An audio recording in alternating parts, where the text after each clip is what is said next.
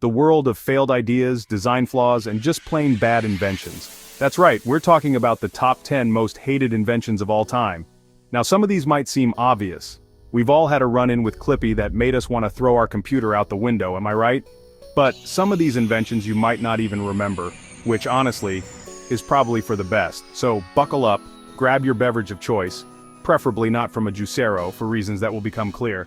And let's dive into the fascinating, cringeworthy, and sometimes hilarious world of inventions that missed the mark. Ah, Clippy. That anthropomorphic paperclip with a perpetual wink and an uncanny ability to pop up at the worst possible moment. You know, like when you're frantically trying to finish a paper 5 minutes before it's due, or when you're composing a strongly worded email to your internet provider. Clippy was Microsoft's attempt at a user-friendly interface, a virtual assistant to guide you through the wilds of Microsoft Word. The problem was Clippy wasn't actually all that helpful. In fact, Clippy was the master of stating the obvious. It looks like you're writing a letter. Thanks, Clippy, I hadn't noticed. What's more, Clippy was relentless. You could close him, minimize him, banish him to the depths of your computer, but like a bad penny, he always seemed to find his way back. The backlash was swift and brutal. Clippy became the butt of jokes, a symbol of everything annoying about early 2000s technology. In the end, Microsoft, in all their infinite wisdom, finally put Clippy out of his misery. But his legacy of annoyance lives on. Remember the Segway? It was supposed to revolutionize transportation, to change the way we moved around cities. It was the future on 2 wheels, a sleek, self-balancing electric scooter that promised to make walking obsolete. The hype was real. When the Segway was first unveiled in 2001, it was met with a mixture of awe and skepticism. Could this strange contraption really live up to the hype? The answer, as it turned out, was a resounding no. The Segway, despite its technological innovation, was expensive, impractical, and let's face it, a little bit silly looking. It was the Segway's price tag that was its biggest downfall. At several $1,000s, it was simply too expensive for most consumers. And even if you could afford one, where would you ride it? Sidewalks were deemed too dangerous, and riding on the road felt like tempting fate. The Segway became a symbol of technological overreach, a cautionary tale about the dangers of hype. Google Glass. It sounded like something out of Star Trek, a glimpse into a future where we could access information with a simple blink of an eye. And for a brief, shining moment, it seemed like that future might actually be within reach. The problem was, Google Glass was just a little too futuristic. For one thing, it looked ridiculous. People walking around with those clunky headsets on, looking like they'd wandered off the set of a bad sci-fi movie. But the real nail in the coffin for Google Glass was privacy concerns. Imagine sitting across from someone wearing Google Glass knowing that they could be recording your every move, every word. It felt intrusive, creepy even.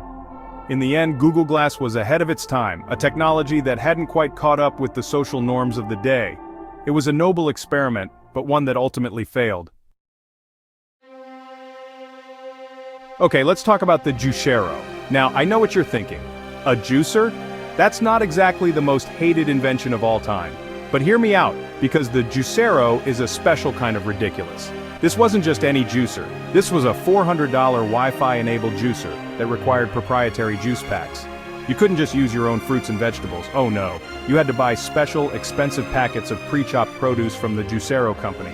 But here's the kicker, it turned out that you didn't even need the Juicero machine to get the juice out of the Juicero packs. You could literally squeeze them by hand. The internet, as you can imagine, had a field day. The Juicero became a symbol of Silicon Valley excess, a cautionary tale about what happens when you have too much money and not enough common sense. In the annals of marketing history, few blunders are as legendary as New Coke. It was 1985 and Coca-Cola, the undisputed king of soft drinks, was facing stiff competition from its arch-rival Pepsi. In a move that can only be described as baffling, Coke decided to change their formula. The new formula, dubbed New Coke, was sweeter, more like Pepsi. The thinking was that this would appeal to a younger generation of soda drinkers, but what Coke didn't anticipate was the fierce loyalty of their existing customer base. The backlash was immediate and overwhelming. People hated New Coke. They protested, they wrote angry letters, they even hoarded cases of the original Coke. Coke, faced with a PR nightmare, was forced to backpedal. Just 3 months after its debut, New Coke was pulled from shelves. replaced by the original formula, now rebranded as Coca-Cola Classic. Ah, the hoverboard, a misnomer of epic proportions, because as we all know, hoverboards don't actually hover. They scoot, they glide, they roll. But hover? Not so much.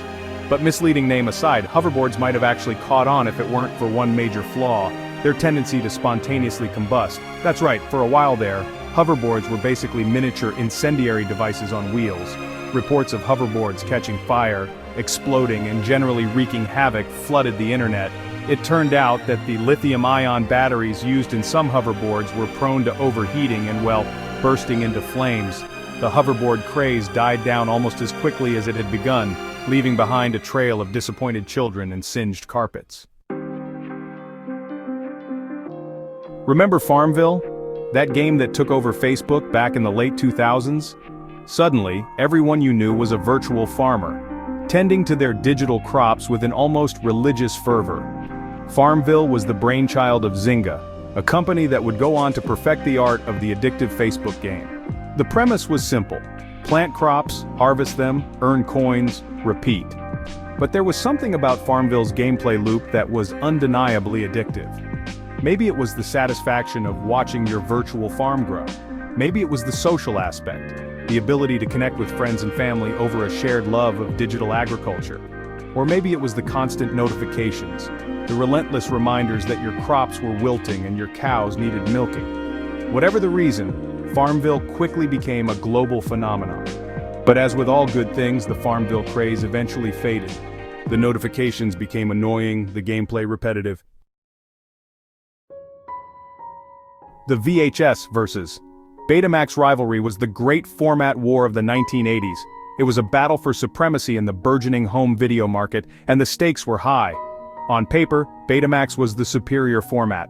It offered slightly better picture quality and smaller tapes. So, why did it lose? Well, for one thing, Sony, the maker of Betamax, made a series of strategic blunders. They initially limited the recording time on Betamax tapes to 1 hour, which was a major drawback compared to VHS's 2-hour recording time. What's more, VHS tapes were cheaper to produce, which meant that VHS players were also cheaper for consumers to buy. And in the end, price won out over picture quality. Betamax, despite its technical merits, became a footnote in technological history, a reminder that sometimes, the best format doesn't always win. The DeLorean DMC-12, a car that needs no introduction. Thanks to its starring role in the Back to the Future franchise, the DeLorean became a cultural icon, a symbol of 1980s cool. But behind the gull-wing doors and stainless steel bodywork lay a tale of financial mismanagement and production woes. The DeLorean was the brainchild of John DeLorean, a former General Motors executive with a dream of building the ultimate sports car. But from the outset, the DeLorean Motor Company was plagued by problems. The car itself was expensive to produce, and its performance didn't quite live up to the hype. It was also plagued by quality control issues. By 1982, the DeLorean Motor Company was bankrupt, and John DeLorean himself was facing drug trafficking charges, of which he was later acquitted. The DeLorean DMC-12 remains a fascinating example of a car that achieved cult status despite its commercial failure. Imagine a world where you could smell the freshly baked bread in a movie scene or the pungent aroma of a battlefield. That was the promise of smell-o-vision, a technology that attempted to bring the sense of smell to the movie-going experience. Developed in the 1950s, smell-o-vision worked by releasing odors into the theater synchronized with the action on screen. It sounds like a fun idea in theory, but in practice it was a disaster. For one thing, the technology was unreliable. Odors were often released at the wrong time, or they lingered in the theater long after the corresponding scene had ended. And some of the smells, well, they just weren't very pleasant. Smell-o-vision was a commercial flop, and it quickly faded into obscurity. But its legacy lives on as a reminder that some things are better left to the imagination. So there you have it, 10 inventions that, for one reason or another, earned the ire of the public. From annoying paperclips to exploding hoverboards, these inventions serve as a reminder that even the best intentions can sometimes go horribly, hilariously wrong. But now it's your turn. What do you think is the most hated invention of all time? Did we miss any egregious offenders? Let us know in the comments below, and as always, thanks for watching.